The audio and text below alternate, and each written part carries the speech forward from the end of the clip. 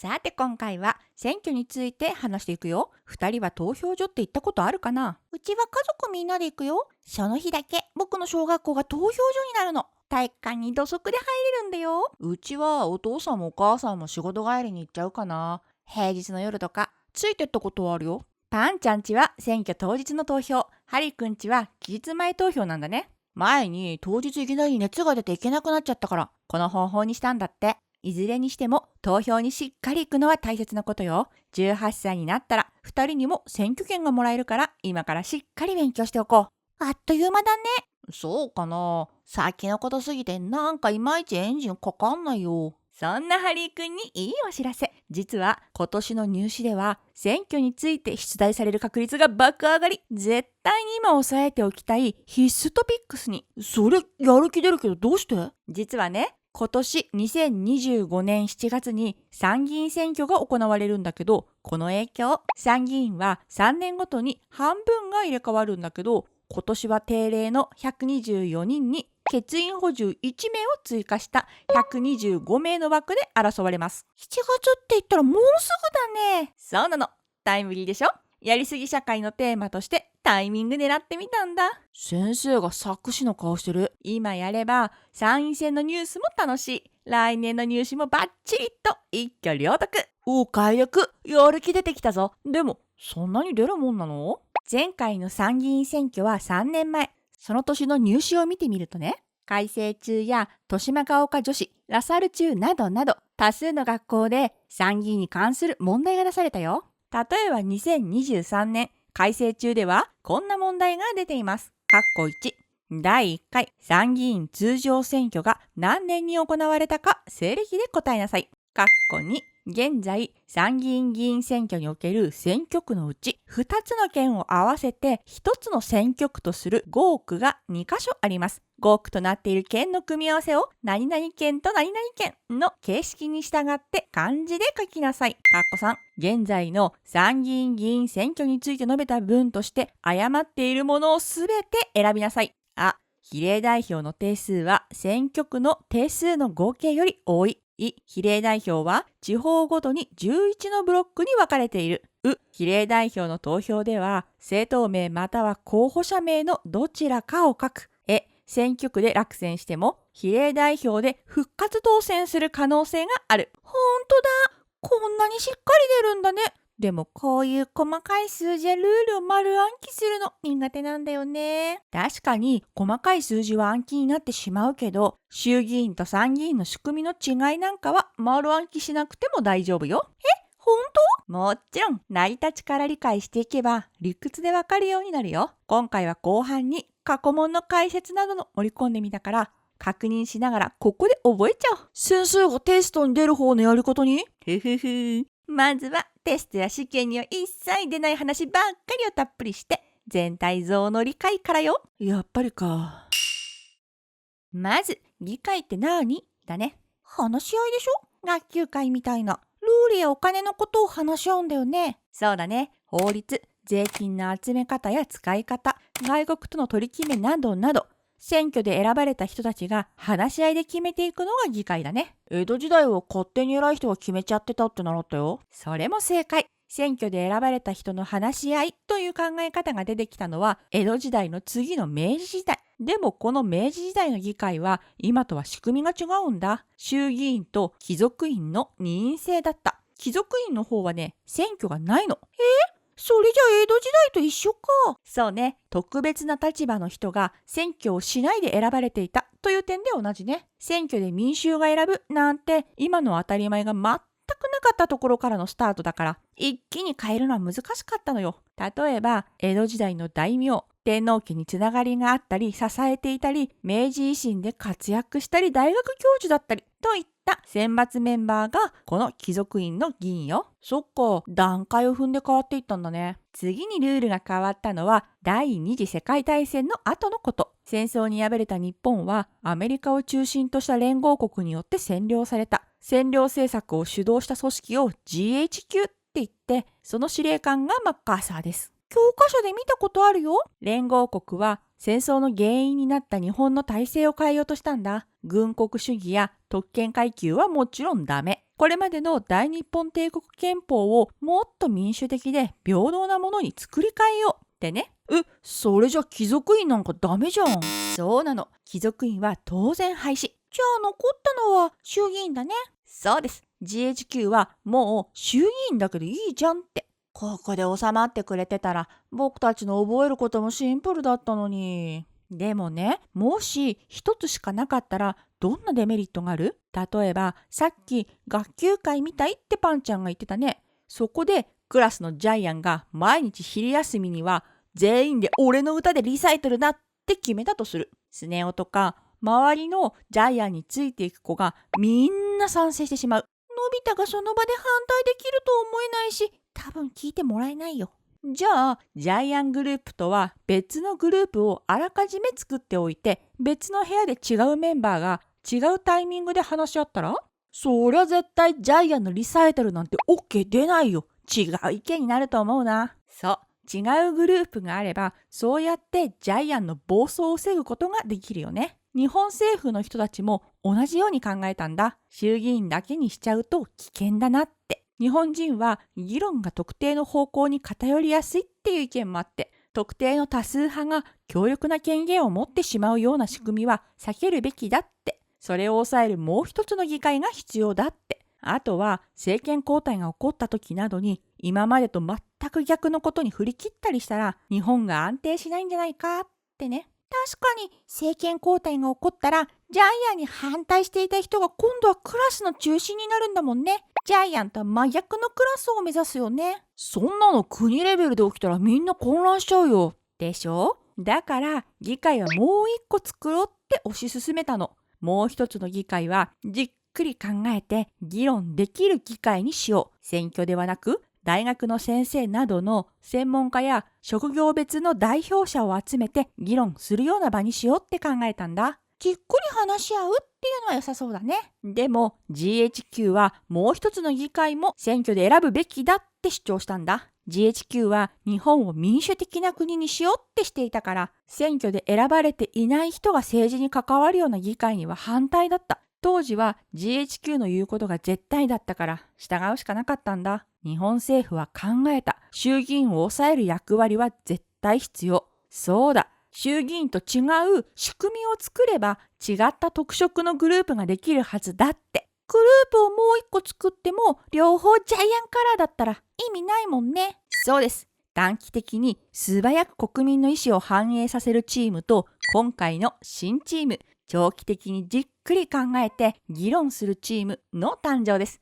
そのチームではまず短期的な人気取りにつながるようなルールはカット。じっくり考えられるようにチーム期間は長く、途中で解散はしない。そうして目先の政治だけにとらわれたり、人気取りになったりしないようなグループ作りを目指したんだ。スタートラインはそういう考え方だったんだね。今と違うような気もするけど、次にどういうスケジュールで進んだのかを話すね。ざっくり大枠を話すと、まずスタートは1945年8月。終戦記念日だね。8月15日でしょ？その後、GHQ による占領がスタートしました。司令官のマッカーサーから憲法改正の指示が出たのが10月。そこから大急ぎで憲法改正に関する検討がスタートします。憲法は誰がどういった権利を持っているのか、議会はどうやって構成するのかなどなど、国の基本に関わる重要なもの、参議院を作ることなども憲法で決められました。憲法の草案、つまりはルールの下書きね。これが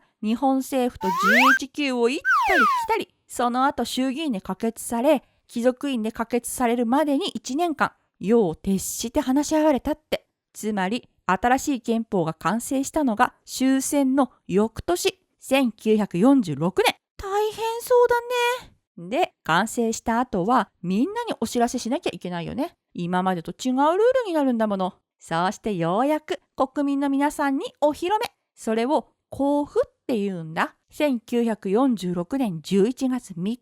ちょうど戦前から明治天皇の天皇誕生日っていうことで休日だった日。今は文化の日だね。次にこの憲法がいつから開始されるのかっていうことだけど、憲法記念日って何月何日かな？ 1、5月1日、2、5月3日、3、5月5日。これは知ってるよ。2でしょ。1はメーデーで、3は子供の日だもんね。ちょっと待って。1946年の11月3日がお知らせ日だよね。次の年の5月3日からスタートってことは、憲法に参議院が書いてあるんだったら、新しい議会もその時にはもうスタートしてなきゃいけないんじゃない？いいところに気づいたね。その11月から5月の間に選挙のルールを作って立候補者を募集して PR 活動して投票して当選者を決めるを全部やるスケジュールです。日本国憲法の第100条にこんな条文があるよ。ちょっと難しいけど読んでみよう。だいたい今話したことが書いてあるから。第100条。この憲法は公布の日から起算して6ヶ月を経過した日からこれを施行する。この憲法を施行するために必要な法律の制定、参議院議員の選挙及び国会召集の手続き、並びにこの憲法を施行するために必要な準備手続きは前項の期日よりも前にこれを行うことができる。この手続きは前項の期日より前にこれを行うことができる。これが選挙のことだね。できるっていうか、実質やんなきゃいけませんってことじゃん。しかも参議院だけじゃなかったの。衆議院も前回の選挙は1946年にやったんだけど、大日本帝国憲法の下で行ったものだから、ちゃんと新しい憲法に従って選び直しをする必要があったの。もう大騒ぎ。決めるまでの1年間も大忙しだったのに、いざ始めるぞってなったら、準備が半年しかないなんて。ちょっとスケジュールきつすぎない？その通り。その後、参議院選挙をどういう方法で行うのかなどのルールを定める法律ができたのが3月。4月20日に参議院選挙を実施。本当にバタバタでした。もうちょっと落ち着いてやったらいいのに。この時に一斉に全員を選んだんだよね。今と同じくみんな任期6年だったの？そこも日本国憲法に書かれているよ。ハリー君の言う通り、参議院の任期は衆議院の4年よりも長い6年間。ただし、102条に半数の任期は3年とすると定められています。3年ごとに半分は入れ替えるルールだね。なんでも憲法に書いてあるんだね。100条とか102条なんて知らなかったよ。選挙で当選したらまた議員になれる？それはもちろん。最初の年はどうやって3年後に入れ替える人を決めたの？上位当選した人は6年で、下の順位での当選だった人は3年。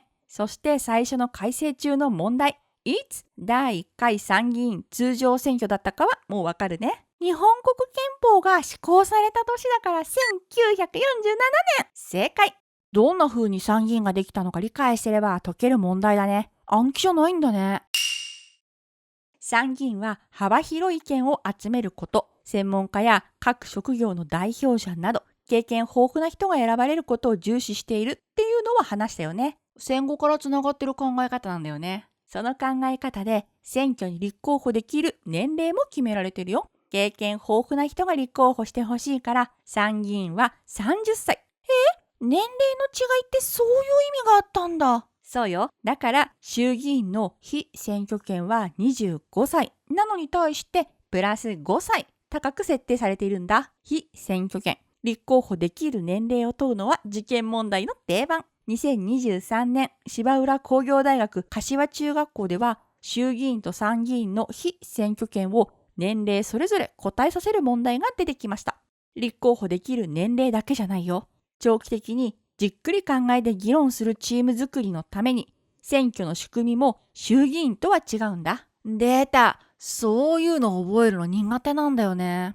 背景を理解すれば参議院がなぜ今の選挙制度なのかちゃんとわかるよ。参議院選挙の特徴の一つ、選挙区を全国とした比例代表。全国で一つの選挙区ってことは沖縄の人も北海道の人も同じ選挙区ってことか。例えばお医者さんは全国に散らばってるけど、その中で代表者を一人立てて全国のお医者さんがみんなで投票すれば当選できそうだねってこと。職業別の代表を輩出できたり、選ばれにくい業界からも代表が出せるんじゃないかって期待されてできた仕組みなんだ。漫画家さんで参議院議員って聞いたことあるよ。もともと参議院選挙には全国を一つの選挙区としてみなして、その中から個人名で候補者一人に投票するっていう全国区と都道府県単位の選挙区から選ぶという2つの仕組みがあったの。1947年から1980年までの話。それが変わって現在では、全国区は政党名か個人名を記載する比例代表の仕組みになってるんだ。政党もかけるやり方にどうして変わっちゃったの？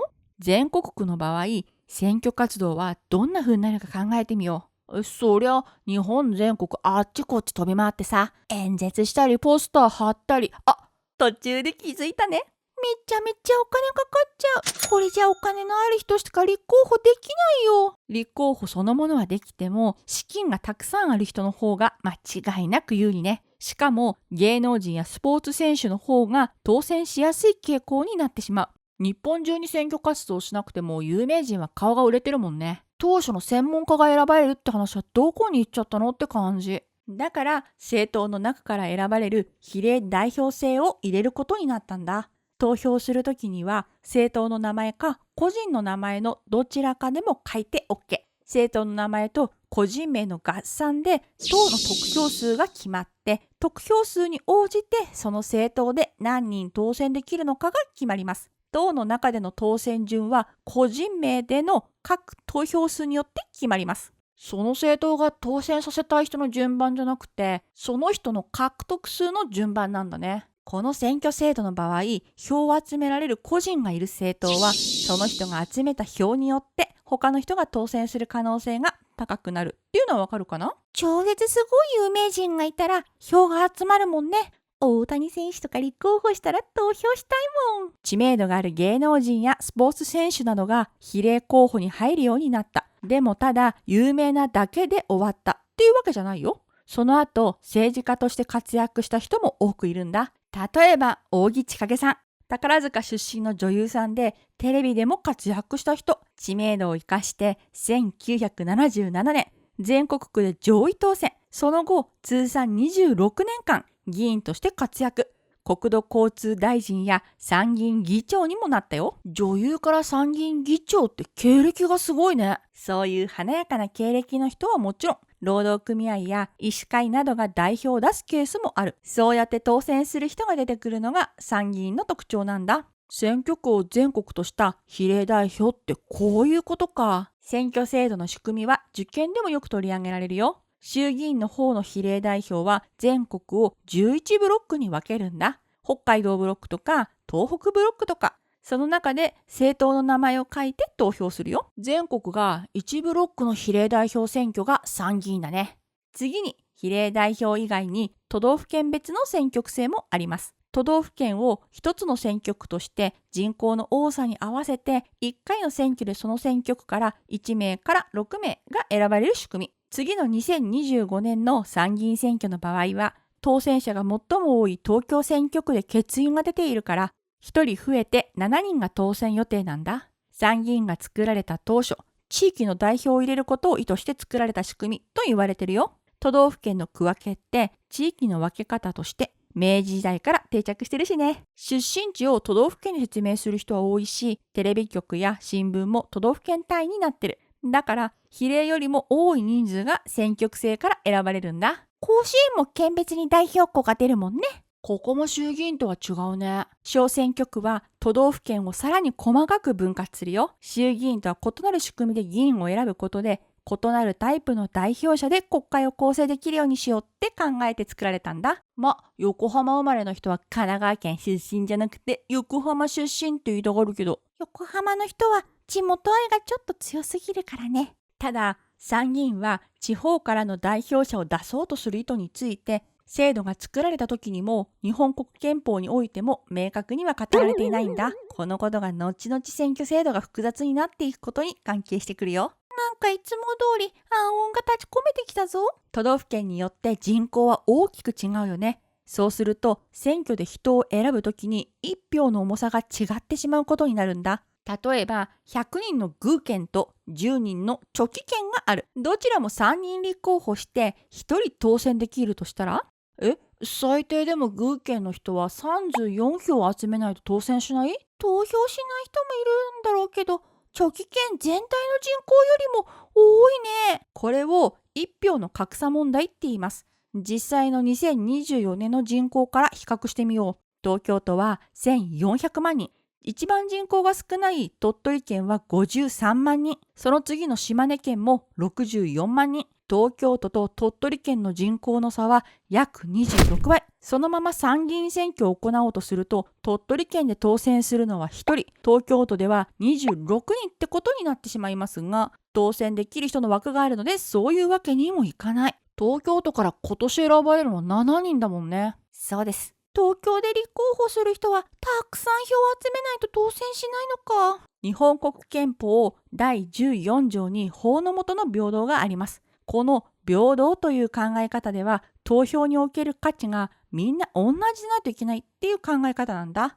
例えば、お金持ちの人の一票が重たいとかなってしまうと、貧しい人には不利になってしまうよね。ここから住んでいる地域によって一票の価値が変わってはいけないってことにつながっていくんだ。どこで投票しても同じ価値で一票として反映されてほしいもんね。でも人口は変えられない。時代がどんどん進むにつれて都市に人が集中するようになって地方は過疎化、人が少なくなっていくからね。この場合は選挙制度そのものを変えるんだ。票の価値が著しく不公平な状態で憲法に違反してますよって裁判所が指示を出すの。それによって国会は法律を変えて選挙制度を変更する。行政立法司法だね。結果として鳥取県と島根県は2つの県で合わせて1つの選挙区としてそこから1人を選びましょうっていう選挙の仕組みに変わったんだ。これが合区と言います。合区はさっきの鳥取島根と高知県と徳島県という組み合わせで2016年から始まりました。合区の問題があったよね。答えは鳥取県と島根県、高知県と徳島県だね。その通りです。都道府県名や県庁所在地は漢字で書けるようになっておきましょう。大丈夫だとは思うけど、取るよ。人口が少ないことと合わせて覚えておくといいね。はーい。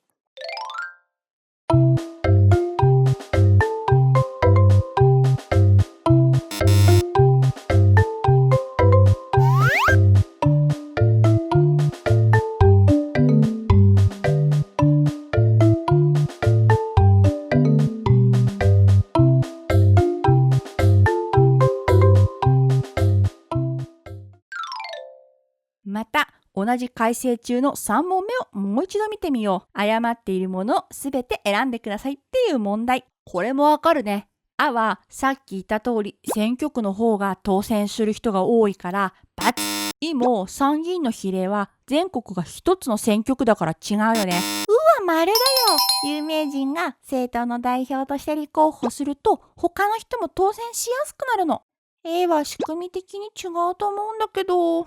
その通りです。参議院の場合は選挙区か比例のどちらかしか立候補できません。なのでこの問題は以外は全部×。こういう問題って1個選んで安心しちゃうけど他にも間違ってるものがないかちゃんと確認しないとだね。この問題はラサール中でもほぼ同じ問題が出ています。いやのような比例代表の制度については参議院において特徴的なのでぜひ覚えておいてほしいです。次回は参議院の役割や意義について豊島ヶ丘女子学園中学校の入試問題を使いながら説明します。制度について詳しくなったし次もいけそうな気がする。